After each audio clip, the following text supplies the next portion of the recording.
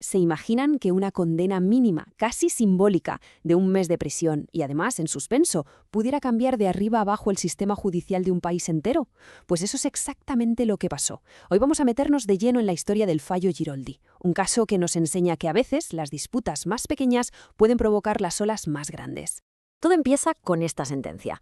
Un mes de prisión en suspenso. El condenado Horacio Giroldi, por tentativa de robo.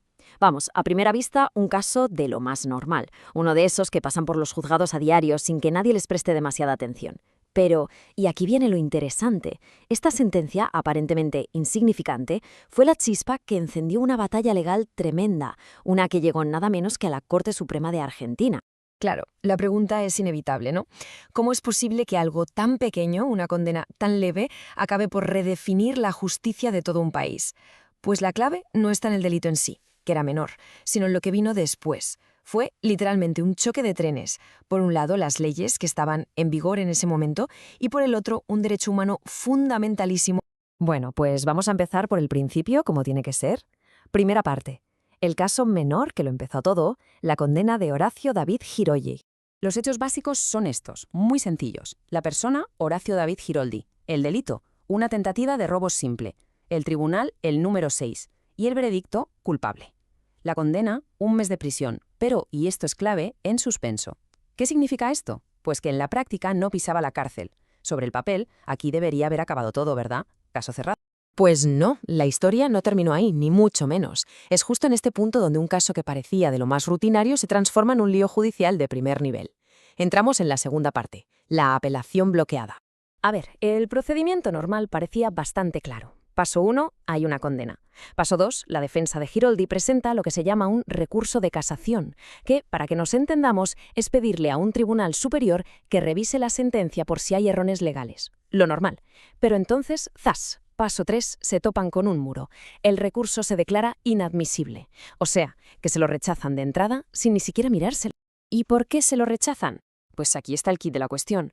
Por culpa de un artículo concreto del Código Procesal, el 459. Este artículo básicamente decía que para condenas menores como esta no había derecho a apelar. Y punto. En la práctica, esto convertía la decisión del primer tribunal en la única y última palabra. No había una segunda oportunidad, no había revisión. Y para justificar esta decisión, el tribunal no se sacó unas de la manga, sino que se apoyó en algo que ya existía, un precedente conocido como el caso Jáuregui. Lo que venían a decir era, ojo, que el derecho a una segunda revisión, lo que los abogados llaman la doble instancia, ya está cubierto, como con la posibilidad teórica de ir a la Corte Suprema con un recurso extraordinario. Pero claro, aquí estaba la trampa. Ese recurso era una vía tan excepcional y tan difícil de conseguir que en realidad no era una revisión del caso. Era como tener una puerta de salida, sí, pero con un candado para el que casi nadie temía la llave. Y justo en medio de todo este embrollo legal, con el caso de Giroldi atascado, pasa algo gordo en Argentina, algo que lo va a cambiar absolutamente todo.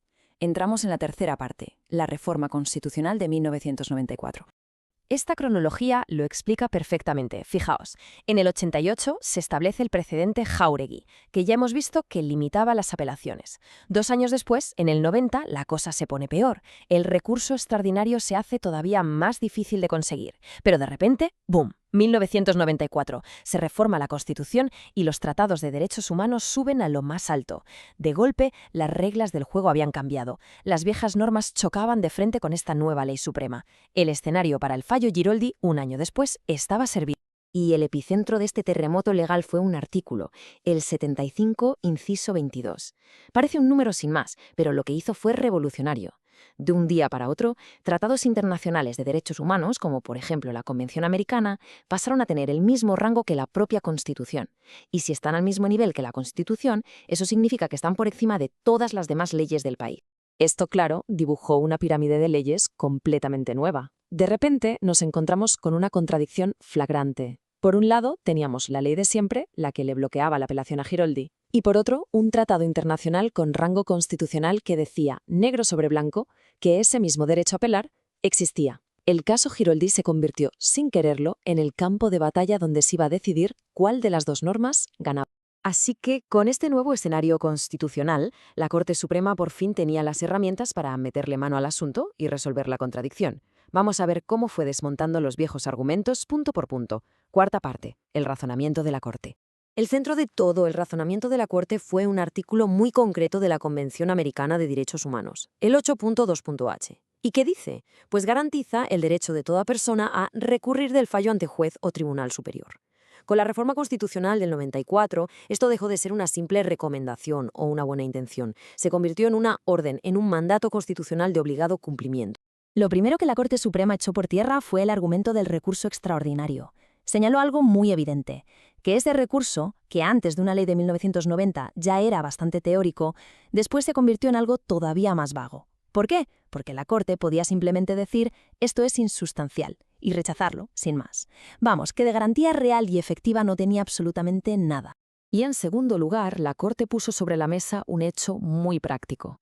Y es que, para entonces, ya se había creado un nuevo tribunal, la Cámara Nacional de Casación Penal. ¿Y para qué se había creado? Pues precisamente para eso, para ser ese tribunal intermedio que revisara las condenas.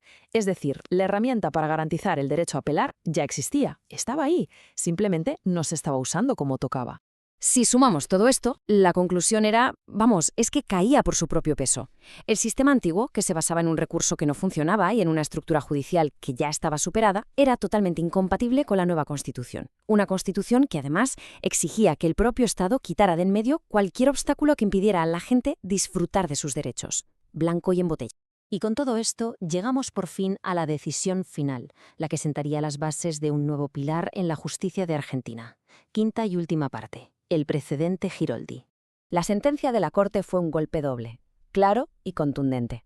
Por un lado, como se ve en la tabla, declaró inconstitucional aquel artículo 459 que impedía apelar.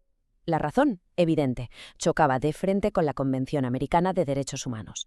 Y por otro lado, anuló el viejo precedente Jáuregui. ¿Por qué? Pues porque se basaba en leyes y en una organización de los tribunales que sencillamente ya estaban obsoletas. Este gráfico de barras lo deja clarísimo. Hay un antes y un después de Giroldi. Antes la apelación era algo limitado, una posibilidad que dependía de muchas cosas. Después, como se ve en cómo sube la barra, se convierte en una apelación garantizada. Se pasó de un quizás se pueda recurrir a un se tiene derecho a recurrir. Un cambio fundamental para cualquier persona condenada.